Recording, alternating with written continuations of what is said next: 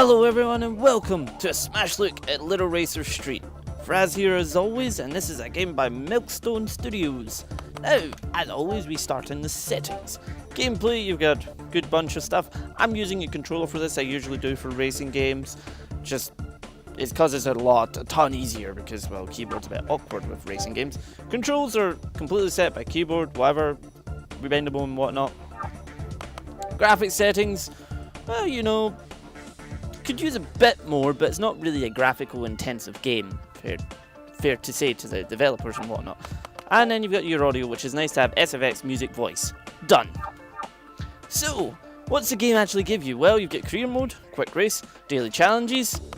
Career mode's got your race, the bulk of the game, a good massive bulk of the game, it's just racing. Hence, it's, you know, its name kind of gives it away. But you do have time trial, etc.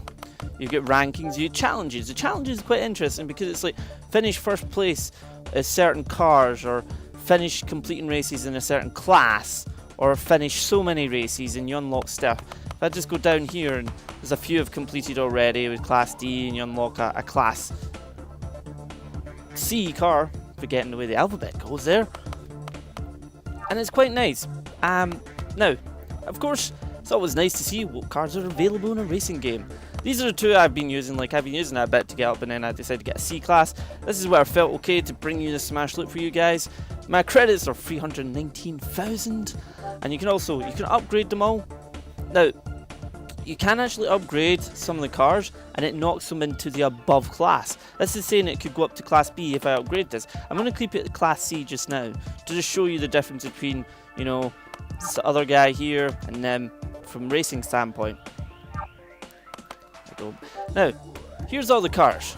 I can, because, you know, micro, and for some reason someone might want to drive that, but there's 41 cars here. A ton of cars. Now, I will like to note, some of these I haven't seen already because when I was last playing the game, it didn't load the models. They were playing as shadows, and they were doing that in the racing as well. I don't know if it's probably a slight bug, or it might be just the game decided to not load it for that time. But it's loaded them all now, so it's nice to actually see some of the cars I never saw. But just quickly go through these all. I mean, there's your Class B, which is 1.3 million, because why the hell not? Even though it looks like a Dodge Viper. All the way up to A, which is like a ton of money. A ton of money. But yeah, we have that. And of course, in the garage, you can do this. You can upgrade, you can paint, you can change the style, which is always nice. Wait, I quite like that, so I'm going to go with that. You can also downgrade the car, which is quite nice. You can downgrade it, so you know, if you put it up a class by accident and you want to compete in a lower down class with that car, you can put it down. And of course, you get power tuning, or turning, should I say, not tuning. Ready to go faster, because there's an achievement. Grip and nitro, and of course there's nitros in this. Everybody needs nitros. Now, the multiplayer seemed to work quite fine for me. I mean, I went in, chose a quick race, and it was in and racing and whatnot, which is always quite nice.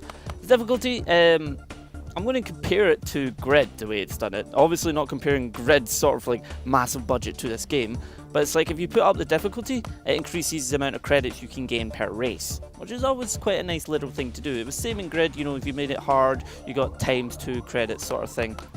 So, how about we show you where the bulk of the meat of the game lies? I'm going to do a Class D one first, and I'll take my lovely car here. Now, there was something that bugged me about the game. It's the fact that you don't feel this need of speed. Like, in Class C, it started to show a bit, and you were like, okay. But C, before, I just was like, oh, this game is going nowhere. What did I do? In this game, this is a backwards map. Speaking of maps, there's actually quite a good amount of maps in this game. There is a lot of maps, and then of course you get the reverse one, then you get the nitros, which is nice. But the thing is, see, you start to slow down. You're like racing here, and then you slow down after you use nitros. It's like, Now there's different camera angles. None of them are inside the car. It'd be a bit extreme maybe for such a small game to have that. But And this is probably where I'm going to lose my second place. Actually, it says I'm third place. Where's the other car? The other car's like a freaking mile in front somehow. But if I change the camera angle, I'm probably going to lose. But hey, what do you know? There you've got a really top-down type of view. It reminds me of Micro Machines. Then you get this view, which is quite nice. And then you get this view, which makes the car seem like it's super snappy and just on an ice rink. And I don't know why. It's like, it's not as if you're playing the game any differently. And there's a nice view. But I usually tend to stick with this view. Seems to work the best for me. Obviously, it's going to be personal preference. Some people might like that snappy type of nonsense. But it's kind of my only dig. I mean, the textures are mildly okay for like the building and such. I mean, you're not expecting your high graphic stuff, and you're not going to sit and stare at it in most racing games anyway. It just flies past. But as you can see, it doesn't, like in Class C, it feels a bit But then again, every racing game is like that. And I don't want to be second place. There you go, there's the results screen. You get your repairs, you get credits, and there you go, you challenge your progress. Anything you've made some progress in is always nice. So, there's Class D.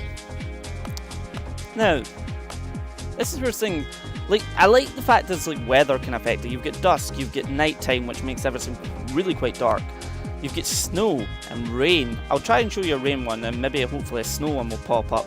I mean, none of the races are like preset. They always kind of change, and like for each class, it just kind of new ones come and go. Now this is where I like the game from. There's a good chunk into it when you actually get your first like Class C car. But wait till you see the speed difference. Also the rain water effect is quite nice. But I keep thinking there was like additional cars for some reason. Right. The speed difference is huge. Obviously, like you've got a faster car. It's quite nice. It takes a little bit getting used to. You're sliding all over the place. But now you feel like, you know, you're getting a bit of a racing game. You feel like, yes, now there's better meat to, and then that's probably going to carry on to like Class B and A, which I'm quite looking forward to actually getting a hold of one of them. But one thing you notice, like the reflections of the rain, like wee puddles, and the rain splashing up on your monitor. The snow does the same, but the reflection of the snow is a really nice effect. You just get the lights hitting, the buildings shining off it, and it's like, and that just bounced my car backwards. Come back here. The car engines, obviously, like the car models are like custom sort of thing. Now, like the one that looks like a Dodge Viper is just taking sort of a little nudge towards them and whatnot, but most of it is kind of custom. Damage models wise, no, there is no damage model. What I mean by that is, like, you know how you notice where your pedometer sort of thing, you're increasing speed and whatnot, although it doesn't feel like I'm going at 200. You come here. I'm going to just pass you by. The damage is sort of like indicator underneath your speed. It's about the only damage indicator you get, apart from smoke in your car. There's no damage to the model at all. Annoyingly. That may be a bit much to ask for this sort of small game, but the only damage indicator you get is like the damage bar, and then some smoke, and your car starts taking a good considerable amount of damage. So it's like, the only other thing I noticed about when you take damage is sometimes your speed starts to go down, your turning goes a wee bit wonky, which is obviously part and parcel of getting damaged. And I keep coming second place. Damn it. But there's also one other thing to note, is that when you take full damage, it doesn't total your car. Your car still is workable, just a wee bit, you know, busted. But it doesn't break it, which is an interesting thing to note. But I do like, there's a good amount of customization in it. Good amount of cars, good amount of tracks. Some nice challenges. I would want maybe a bit more modes, but considering the type of game, and who it might be aimed at, with like, you know, time trials as well. It's just all about racing. I found it best, you know, nip in, play a little bit, nip out, nip back in, play a little bit, sort of that sort of thing. And the car model's quite nice. It does really remind me of Micro Machines. I feel like I'm playing Micro Machines in a sense, which is never a bad thing. You do feel like you're on like a bit of an ice rink at times, though. Even when it's raining or snowing, you ski pretty much with your car. I've never really seen usage for the brake. It's there. You've also got like a handbrake to sort of slide around a bit more, although your car slides mostly anyway. But it's nice to have that, and you can kind of pull off some nice curves around corners and such. So as for the AI, the cars, they're quite good actually. It's like, see when they start to like bottleneck you, you're just like, oh crap. And you've seen I've started to come in second place the last two. I should come in first one, this one. Hopefully. And obviously, like, you have your locked off bits and whatnot to keep you on the track. Now, one thing I will start to bring to your attention is music. Now, I have turned it down a bit because for some obvious reasons, but the music's quite nice. There's not really, like, there is some repeating tracks, but there's quite a lot of variance in the tracks that are played. I mean, I think I've only come across like the one track like 1 or 2 times it's repeated, but there's been a lot of music in it. Nice little beat, keeps you going and whatnot. Maybe not my taste of music, but it's nice for a racing game and it works. I think we're going to actually come first this time.